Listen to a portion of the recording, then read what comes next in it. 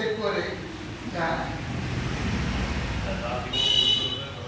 সে তারপরে হবে, সেখানে তো দুটোই আছে, জীবাত্মার মাত না, সে করে বলবে না। শরীরম যাবৎ যদ্মাপ্নোতি যত্রা উৎক্রামতি ঈশ্বর গৃহেতানি গৃহেত্যৈতানি সংযাতি বায়ুগন্ধ নিভাসয়া।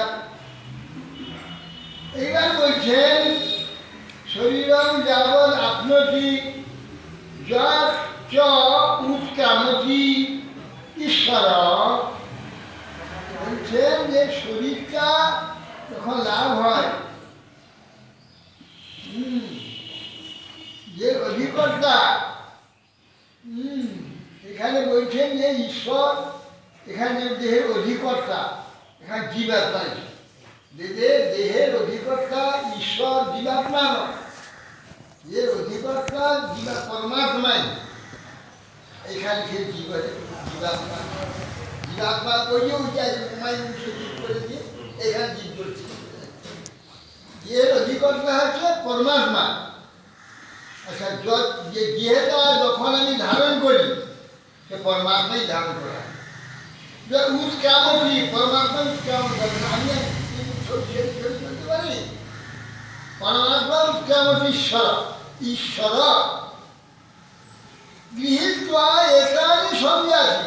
একানি, এই যে প্রতিষ্ঠানী পর্ষতি, যে মনটা প্রতিটিতে রূপ রস শব্দ গন্ধ স্পর্শ, এই যে আকর্ষণ, এইদিকে আমার চিত্তকে আকৃষ্ট করে, আমার যে চিত্তে এইগুলি আকর্ষণ আছে, এই আকর্ষণগুলি সহ গৃহীতানি সংযাতি বায়ুর গন্ধে নির্মল, বায়ু থেকে বায়ু তোমার গন্ধের মধ্যে চলে, গন্ধগুলোর সঙ্গে চলে যায়।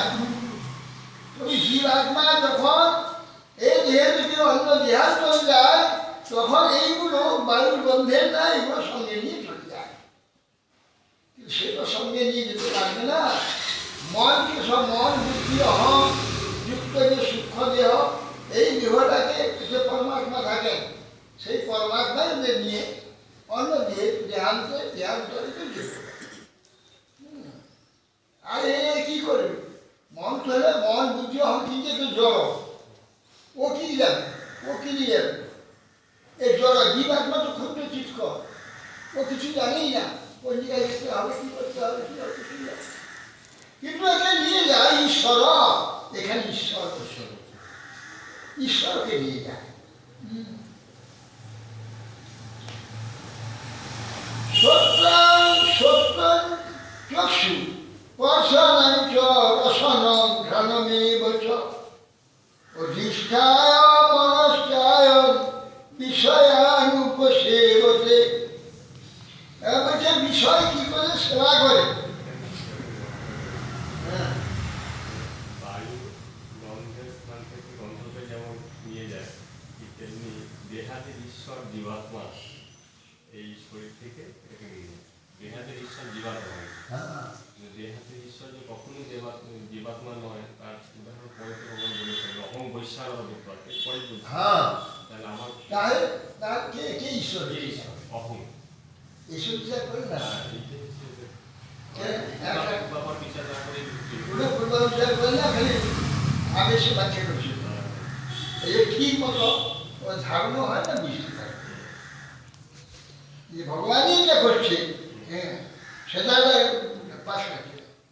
এই সত্যাঞ্চ চক্ষু, কান এবং চক্ষু, স্পর্শ, রসনা, চামড়া এবং রসনা, বিহা, ঘ্রাণ, নাক ইত্যাদি, অধিষ্ঠায় মনশ্চায়, এইগুলোতে মন অধিষ্ঠিত থেকে বিষয় উঠে, আমাদের মন এইগুলো প্রতিষ্ঠিত হয়ে আমরা বিষয় গ্রহণ করতে পারি। মন যদি ওখানে না যায়, আমরা কিছুতেই সেগুলো জানতে পারবো, নিতে পারবো না, আমার সেগুলো ক্ষমতাই নেই। মন ওখানে গেলেই তৈরি আমরা ওটা দেখতে পাবো, শুনতে পাবো, গন্ধ পাবো। নাহলে মন গন্ধ, রূপ রব গন্ধ সব কিছুই আমি জানতে পারবো। এই যে মন এগুলোতে এ করে, মনের দ্বারা এগুলো আমরা অনুভব করি। উৎক্রান্তম উৎক্রামস্তং ভুঞ্জানং বা গুণান্বিতং বিমূঢ়ানুপশ্যন্তি পশ্যন্তি জ্ঞানচক্ষুষা। উৎক্রান্ত বা সৃজন ভাব, এই বিবেকহীন মূঢ়া, যারা নাকি কোনো জ্ঞান নাই, কিছুই জানে না, মূঢ়, সে উৎক্রান্ত বা সৃজন, সে এখান থেকে শরীর থেকে বেরিয়ে যাওয়া বা শরীরে থাকা, যে কোনো অবস্থায় হোক, উৎক্রান্ত বা সৃজন ভাব, ভুঞ্জান বা গুণান্বিত, এখানে যে গুণগুলো রূপ রস শব্দ গন্ধ স্পর্শ এগুলো ভোগ করতে থাকলেও অবস্থাতেও এই তিনটে অবস্থা বিমূঢ়ানুপশ্যন্তি, যে মূঢ়তা প্রাপ্ত হয়েছে সে কিছুতেই এটা দেখতে পায় না। পশ্যন্তি জ্ঞানচক্ষুষ, যার জ্ঞান লাভ হয়েছে সে জানতে পারে। আর এখানে দেখো, এখানে জীবাত্মা কিছু করতে পারছে না, এখানে এগুলো কে করাচ্ছে? পরমাত্মা সব করে। জীবাত্মা ছিল একবার মূঢ় হয়ে আছে, সেসব কিছুই জানে না, কিছুই করতে পারে না, তাকে করাচ্ছে ওই যদি জ্ঞান চক্ষুষ, ওইটা বুঝবি এটা পরমাত্মা করাচ্ছে, এটা আমি বুঝছি না। সেটা বুঝবি যে আমি এই যে খাচ্ছি, এই দেখছি, এসব আমি করছি, এগুলো পরমাত্মায় করাচ্ছে, আমরা আমি করছি। মূঢ়া জানবে হয়েই যাচ্ছে, খেয়েই যাচ্ছি, দেখেই যাচ্ছি, শুনেই যাচ্ছি, কি করে দেখছি, কি করে শুনছি, কি করে খাচ্ছি, কিছুই যাচ্ছে। মূঢ় ব্যক্তিরা কি জানতে পারে না, যারা জ্ঞানের চক্ষুষ, যাদের মানে জ্ঞান আছে, জ্ঞান আছে, সে না জানবে। বিমূঢ়রা কিছু জানতে পারবে